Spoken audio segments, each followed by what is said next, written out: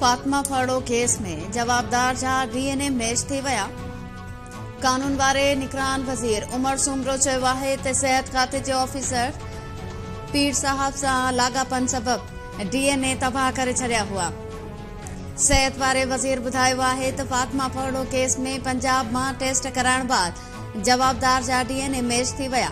कराची में national judicial conference में ॻाल्हाईंदे उमर सुमरो चयो आहे त कचे में ॾोहारनि जा सरपरस्त सरदार ऐं अवामी नुमाइंदा आहिनि। निगरान काबीना में रहण फायर फाइटर बराबर आहे। अख्तियार घटि हूंदा आहिनि। शिकारपुर में हिकु ग्राउंड अॻूणे सूबाई वज़ीर जे वालिद जे नाले ते ठाहियो वियो। अदालत हुकुम ॾेखारण ऐं हिदायतुनि बावजूदि 3 हफ़्तनि खां ग्राउंड जो नालो तब्दील न पियो थिए।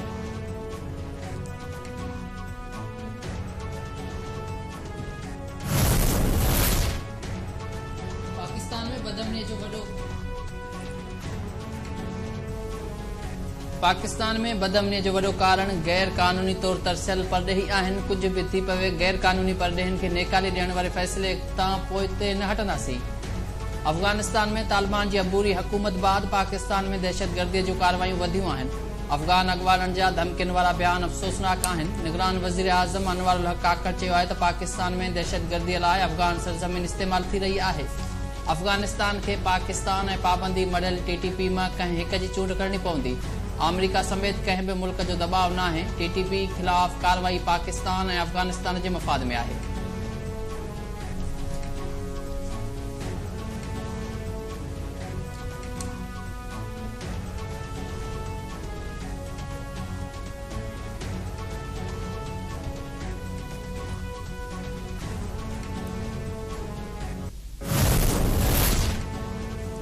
पीपल्स पार्टी के कंहिं भी इलेक्शन में लेवल प्लेइंग फील्ड न मिली आहे।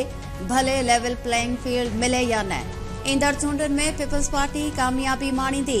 तारीख़ में पहिरियों भेरो मुल्क जो वज़ीर आज़म, सिंध जो वॾो वज़ीर ऐं मेयर कराची टई जियाला हूंदा। People's party chairman Bilawal Bhutto Zardari चयो आहे त जेसीं ताईं नून लीग जो बयानियो वोट खे इज़त जो वारो हो तेसीं ताईं साणनि इतिहाद हो। हाणे नून लीग ऐं एमक्यूएम विच में इतिहाद थियो आहे, उन में नुक़सान मुत्तहिदा जो थींदो। इब्राहिम हैदरी में फुटबॉल स्टेडियम जे दौरे दौरान मीडिया सां ॻाल्हाईंदे बिलावल भुट्टो ज़रदारी चयो त मुल्की मुआशी सूरतहाल ख़राब आहे। नौजवान ॾुखियाईनि खे मुंहुं ॾेई रहिया आहिनि। ईंदड़ हुकूमत आहे, अवाम जी क़िस्मत तब्दील कंदासीं। सदर आरिफ अलवी जो निगरान वज़ीर आज़म अनवर उल हक काकड़ ख़त चूंडुनि में पीटीआई समेत समूरनि सियासी पार्टियुनि खे बराबर जा मौक़िया मुहैया करण ते ज़ोर। सदर ख़त में लिखियो आहे त समूरनि सियासी पार्टियुनि खे इलेक्शन में हिसो वठण ऐं चूंडुनि ज़रिए अवाम खे नुमाइंदा चूंडण जो हक़ आहे। आज़ाद ख़ुदमुख्तियार ऐं मुनसिफ़ाणी चूंडूं करण निगरान हुकूमत जी ज़िम्मेवारी आहे। मुनसिफ़ाणी चूंडूं जमहूरियत, मुल्क ऐं अवाम लाइ मुनासिब ज़रियो आहिनि। सदर पंहिंजे ख़त सां गॾु पीटीआई अॻवान उमर अयूब जी लिखियल ख़त जी कापी बि माणे छॾी।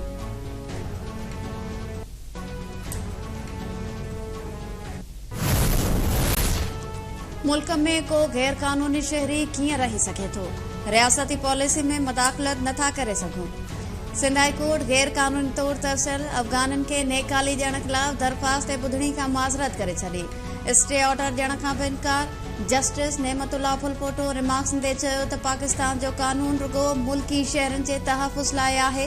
वीज़ा ख़त्म थियण खां पोइ को बि परॾेही हिकु ॾींहुं बि मुल्क में कीअं रही सघे थो?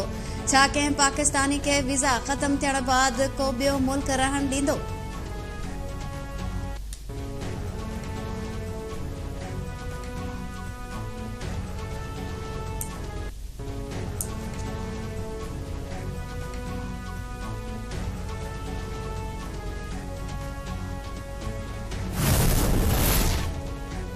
कंहिंखे इंसाफ़ न मिले त अदलिया ते तनक़ीद ज़रूर कंदो। एतिराफ़ कयां थो त ग़रीब माण्हू लाइ कुझु न करे सघिया आहियूं। सिंध में केतिरा ई घोस्ट स्कूल आहिनि। फर्नीचर न हुजण करे ॿार पट ते वेही तालीम पिराइनि पिया। कराचीअ में 8वीं नेशनल जुडिशियल कॉन्फ्रेंस में ॻाल्हाईंदे जस्टिस सलाउद्दीन पंवर चयो त मुल्क में मज़दूरनि लाइ कानून त मौजूदु आहे, पर उन ते अमल न थींदो आहे। अदालतुनि में रुगो वॾनि वकीलनि जा केस लॻनि था, जंहिं सबबि लखें केस रोलड़े जो शिकार आहिनि। सिंध में पब्लिक सेफ्टी कमीशन एक्ट मौजूदु हुजण बावजूदि चेयरमैन मुक़ररु नाहे थी सघियो।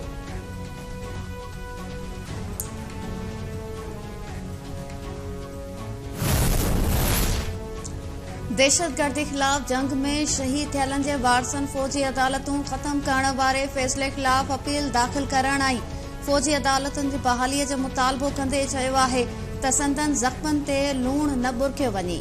सुप्रीम कोर्ट फौजी अदालतुनि खे बहाल करे। इस्लामाबाद में शोधाए पाकिस्तान जे वारसनि प्रेस कॉन्फ्रेंस कंदे चयो त चाहियूं था सुप्रीम कोर्ट असां सां इंसाफ़ करे। असां पंहिंजे शहीदनि ऐं उन्हनि जे वारसनि लाइ गॾु थिया आहियूं। असां पंहिंजे शहीदनि जो खून ज़ाया थियण न ॾींदासीं। ऑफिशियल सीक्रेट एक्ट मुल्की सलामतीअ जो ज़ामिन आहे। कलभूषण केस खे नज़र में रखी फौजी अदालतूं बहाल कयूं वञनि।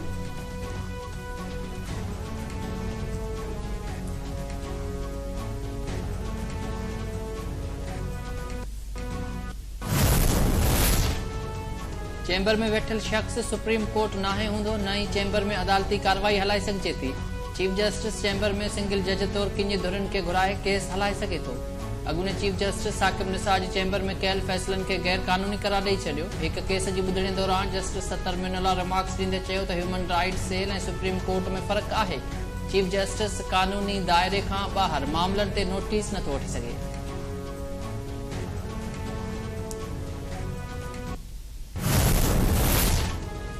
पीटीआई 9 मई ते सभु हदूं पार कयूं। पीटीआई चेयरमैन बि मुल्की मफ़ादनि ख़िलाफ़ कमु कयो, जंहिं सबबि खेसि इक़्तिदार खां अलॻि कयो। पीपल्स पार्टी जी तर्जुमान शाज़िया मरी चयो आहे त पीटीआई खे इख़लाक़ जे दायरे में सियासत करण जो हक़ हासिल आहे। एटमी ताक़त आहियूं, फ़लस्तीनियुनि लाइ जेको कुझु करे सघियासीं कंदासीं।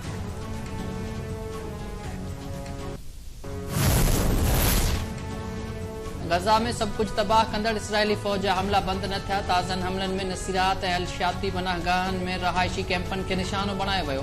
केतिराई फ़लस्तीनी शहीद ऐं ज़ख़्मी। रेड क्रॉस मूजिबि इसराइल जान बचाईंदड़ तिबी काफ़िलनि ते बि हमला कया आहिनि। गॾियल क़ौमुनि जो चवणु आहे त उत्तर गज़ा में खुराक जो सख़्तु बहिरान थी वियो आहे।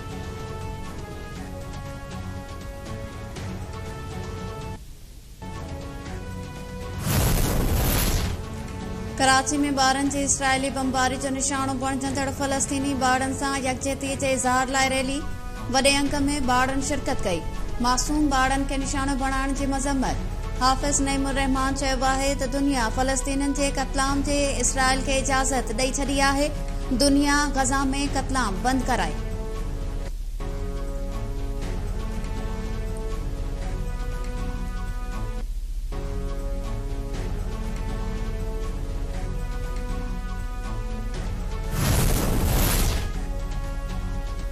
शहीद मीर मुर्तज़ा भुट्टो क़त्ल केस में जवाबदारनि जी बरबरीअत ख़िलाफ़ दरख़्वास्तुनि ते ॿुधणी। सिंध हाई कोर्ट पारां जवाबदारनि जी पेश न थियण ते कावड़ जो इज़हार। शोएब सडल ऐं अॻूणे पुलिस ऑफिसर वाजिद दुरानी समेत 19 जवाबदार अदालत में तलब। अदालत हुकुम ॾिनो त SHO क्लिफ्टन जवाबदारनि जी पेशीअ खे यकीनी बणायो।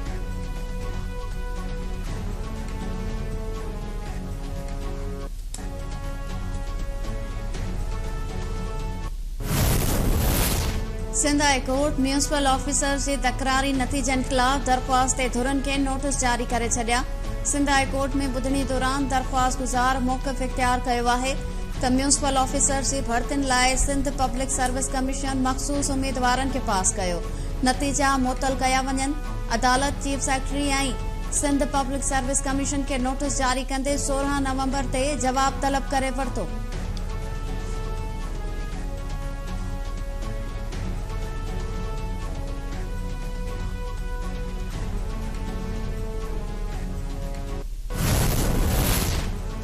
रानीपुर जी पीरानी हवेली में क़त्ल कयल निगरी फातिमा वारे केस जो हतमी चालान पेश। खैरपुर जी अदालत जवाबदारनि ते 24 नवंबर ते फर्द जुर्म लागू करण जो फ़ैसिलो ॿुधाए छॾियो।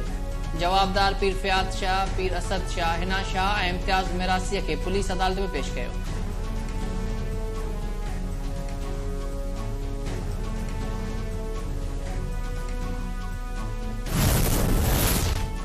टंडोजाम में हद दख़लनि ख़िलाफ़ ऑपरेशन। शहर नई पुलिस में छिकताण। ॻोढ़ा आणींदड़ केस जो इस्तेमाल। हैदराबाद में पुरखास रोड ते वर्कशॉप वारे इलाइक़े में हद दख़लनि ख़िलाफ़ ऑपरेशन दौरान छिकताण वधण ते पुलिस जी इज़ाफ़ी नफ़री तलब कई वई। पुलिस पारां ॻोढ़ा आणींदड़ गैस जो इस्तेमाल। नामालूम माण्हू पुलिस ऐं अमले मथां गरम पाणी उछलायो। हवाई फायरिंग बि कई वई। छिकताण वधण खां पोइ इंतज़ामिया मशीनरी हटाए हद दख़लनि ख़िलाफ़ हलंदड़ ऑपरेशन मुअतल करे छॾियो।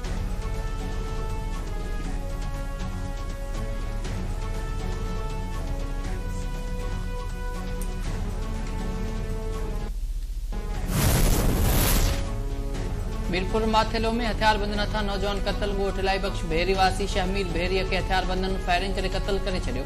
फुल वेझो ज़मीन जी मालिकी वरी तकरार तां लाशारी बिरादरी जे ॿिनि धुरनि में जहिड़ो फायरिंग में हिकु ॼणो मारिजी वियो, 2 ज़ख़्मी। मक़तूल नूर नून लाशारी जो लाश अस्पताल में पोस्टमार्टम बाद वारसनि हवाले, घर में कोहराम।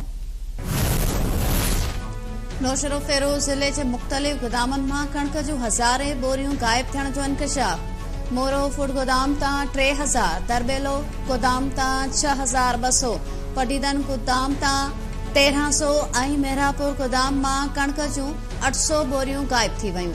नेब नौशरो फेरोज़ में 4 ॾींहनि दौरान 7 गोदामनि ते छापा हया। बाडर में एफआईए जी कार्रवाई, गैर कानूनी तौर हुंडीअ जो कारोबार कंदड़ 4 जवाबदार गिरफ़्तार, 2 जवाबदारनि जी गिरफ़्तारी ज़ाहिर। शहर जी मेन बाज़ार में एफआईए पारां कार्रवाई दौरान वापारीअ खे गिरफ़्तार करण जी कोशिश। शहरनि मज़ामत करे वापारी अली रज़ा जामरीअ खे छॾाए वरितो। पुलिस जी मदद सां 2 दुकानदारनि लाल बख्श जामरी ऐं अली बख्श हैदर जामरी एफआईए हवाले। एफआईए कार्रवाई कंदे अली गौर जामरी ऐं करीमदाद टाटड़ीअ खे बि गिरफ़्तार करे वरितो। एफआईए जो चवणु हो त ॼाणायल माण्हू हुंडीअ जो गैर कानूनी कारोबार कंदड़ आहिनि। संदन नेटवर्क दुबई, सऊदी अरब ऐं ॿियनि मुल्कनि ते पखिड़ियल आहे।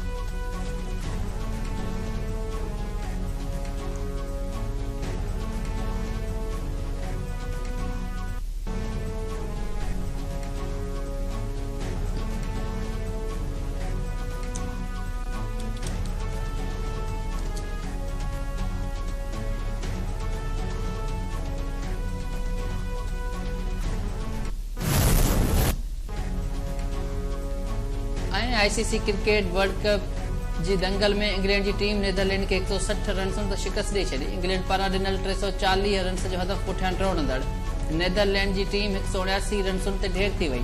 आदिल राशिद ऐं मोइन अली टे विकेटूं वरितूं। 108 रन्स की शानदार इनिंग्स खेॾंदड़ Ben Stokes man of the match करार।